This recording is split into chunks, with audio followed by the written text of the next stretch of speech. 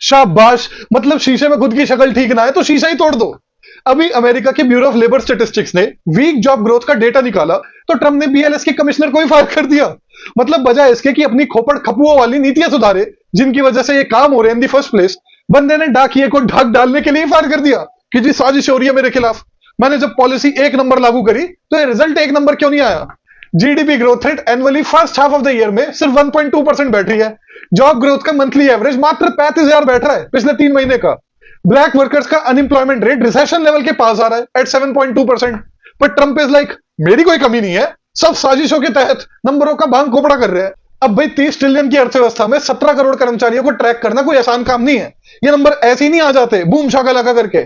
Massive surveys होते हैं, उन सर्वे में एडजस्टमेंट्स होती है नॉन रिस्पॉन्स को लेकर के, सीजनल फैक्टर्स को लेकर के, फलान ढिमकान। और बीएलएस फुली ट्रांसपेरेंट होती है कि कैसे उन्होंने ये नंबर निकाले। ना सिर्फ वो अपनी मेथोडोलॉजी एक्सटेंसिवली बताते हैं, पर रिसर्च चलती है कि कैसे उनकी मेथोडोलॉजी और डेटा को इंप्रूव किया जा सके। यहां तक BLS is open for input from outsider. In fact उनके अनपेड एडवाइजरी बोर्ड हुआ करते थे, एक बिजनेस की साइड से एक लेबर की साइड से, जो फीडबैक देते थे अपना डेटा को लेकर के, और अगर कोई प्रॉब्लम होती थी तो उसको पॉइंट आउट करते थे। लेकिन इलॉन मस्क की डोज ने क्या करा, मार्च में एडवाइजरी बोर्ड ही उड़ा दिए, अपेरेंटली टू इंप्रूव एफिशिएंसी।